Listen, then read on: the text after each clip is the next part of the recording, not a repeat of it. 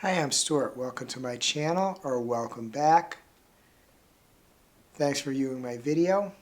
In this video, I'm going to give my reading wrap up for the week of February 16th through February 22nd. You might notice I have a different background. I'm currently recording this in a room in a local hotel. At the end of this video, I'll explain why I am in this hotel room. I didn't complete any books this week, so I don't have any reviews. There are parts of a couple of books that I started previous to this week, and I started 3 more books this week. So I'm going to talk briefly about those 5 books. I'm going to talk about a Wobble I'm working on and some other events in my life. And as I said, the reason I'm in this hotel room will be one of those events. The first book that I continue to read is 7 Days in June by Tia Williams. This is a reread for me. It's for Tia Chu's book club, moderated by Tia Chu, at Tia Chu on here. It was a 5-star read when I first read it, and I am enjoying it greatly on a reread. This book talks about a couple of people who each have a fair amount of trauma in their lives. In their senior year in high school, they had a brief fling and then just weren't in each other's lives anymore. They both became famous authors, and they met up again 15 or so years later,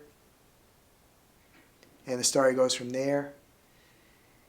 The second book I read part of is There by Tommy Orange. This is a story that gives various stories from Native Americans who live in Oakland, California. It's told from a lot of perspectives. A little difficult to follow all the characters, but they do have a cast of characters at the beginning of the book. A lot of it's hard to read, but it is an interesting book. 7 Days in June and There, I'm a little over 50% through with each of them. I should say, too, that There is the February read for I'm with a Band, moderated by MJ. Reading This Life at MJ on here. And the first book I started this week is Legendborne by Tracy Deonn. It is the February 14th through, I believe, March 21st. Read for Booked and Busy, moderated by Jaime, at Jaime Fock on here. I'm only a little ways in. I believe it's a modern kind of, I think, Merlin retelling. But it's very promising so far. I've wanted to read this book for a while. The second book I started this week is Butcher and Blackbird by Brynne Weaver. This is a book it's a serial killer romance. There's a couple of serial killers, and they just met each other. This is a book that has elicited widely varied opinions. But I've had it for a while, and I just kind of felt like picking it up. I haven't got too far in it. The third book I started this week is The Haunting of Velkwood by Gwendoline Kiste. This is the February read for Fright Club, moderated by Cliff at Cliff Stark Gems and Crits at Crits_reads. And the guest host in the discussion of this is Jen at Literally Love 123. Jen has been a big proponent of this novel. I'm about, I think, 17% in, but it's really drawn me in. It's a book that I don't want to put down. Basically what happens is that there's a part of a town, just 8 houses, and overnight this 8-house area just gets kind of, no one can get in or out of it except 3 young women. And this was around 20 years ago. The government initially tried to figure out what was happening, and when they couldn't, they just kind of cordoned off the area. But 20 years later, a nonprofit organization elicits one of the women to try to go back in there. Previously, another one of the young women did, and she stayed a better part of the day, but she came out changed, and she became a recluse. So it's really interesting so far. I'm really liking it. Not a particularly long book. Next, I just want to talk about a Wobble that I started working on, and the Wobble is Bobo the Panda. I've done most of the body.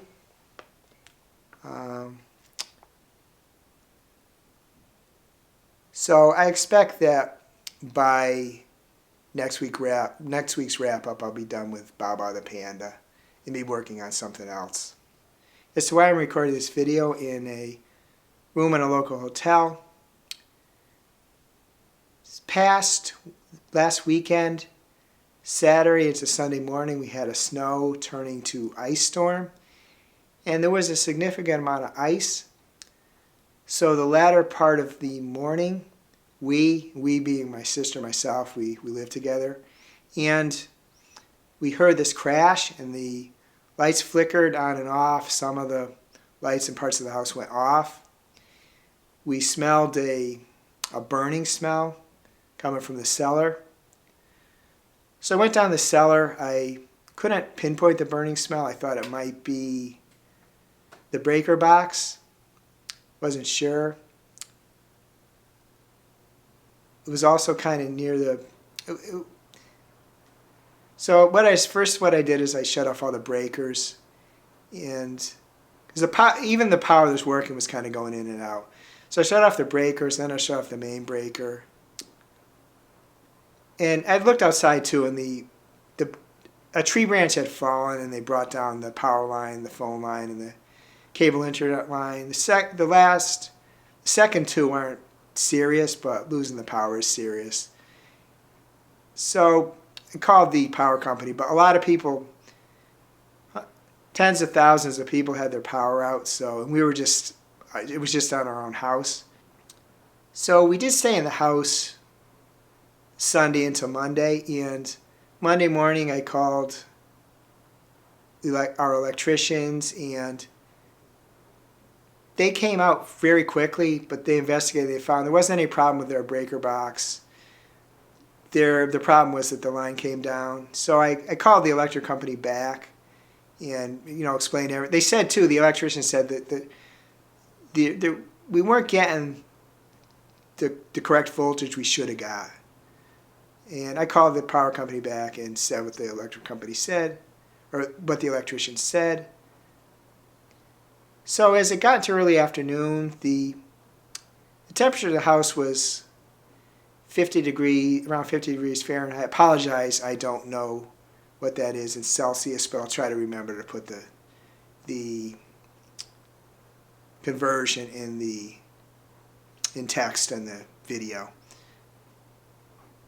And it was going to get really cold that night. It was going to be like, temperatures was going to be in the teens.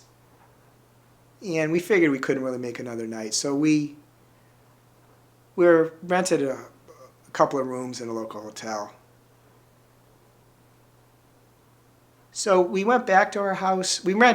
This was Monday. We rented through Thursday morning. And we went back to our house midday, and the electric company was working on things, and early afternoon the power did get restored, but I couldn't get the boiler to come on, and the burn smell that I was smelling, I believed came from the boiler. So called up the people that are HVAC people, or actually it's the same company, the electrical company too. So they have HVAC, electrical, and plumbing. And they were going to send somebody the Wednesday morning, which is the next day. So went back to the hotel. Wednesday morning, went over to my house, the electrician.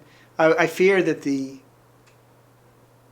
boiler was going to be gone and have to replace it. Not only would it be expensive, but they maybe couldn't do it quickly, and it was really cold. And although I can drain the pipes that provide our water, the we have baseboard heaters, and those could have froze too.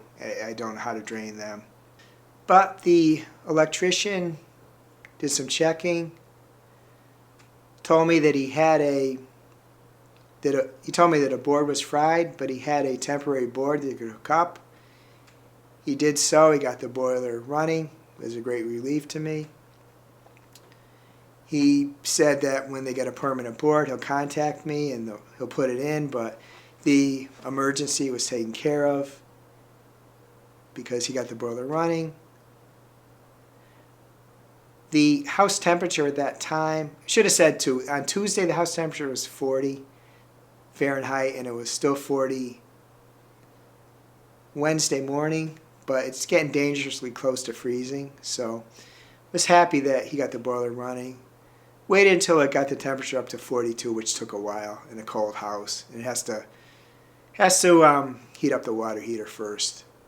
So decided to, now that I knew the boiler's working and stuff, I was really enervated by the whole process, so extended my stay in the hotel for a few days to kind of relax. So that's why I'm recording the video from here. I recorded a few others too.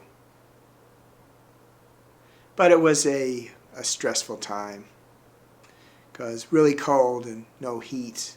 And if we don't have heat, we don't have water. So, stressful time. Other than that, my birthday was February 22nd. I am now 66 years old, really hard to believe. I don't mind being 66 so much as I mind how quickly I got here. That's kind of disturbing to me.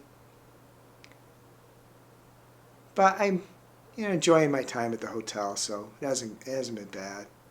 My sister got me some food for my birthday, so we ate it together, so that was good. It's a very nice hotel. And while I'm here, I've been doing actually the same stuff I normally do. Read, watch YouTube videos, crochet some wobbles, watch a little sports on the TV. Same kind of stuff, but with a different view. And they provide a pretty nice breakfast for you every day, so it's enjoying my time here. Once I got over the stress of power and the boiler issues. I'd be interested in knowing how your reading week went. Are there any books that you'd like to recommend? I hope you have a wonderful reading week. I hope you have a wonderful week in general. If you enjoyed this video, please give it a like, please subscribe, please hit the bell, get notified when I upload future videos.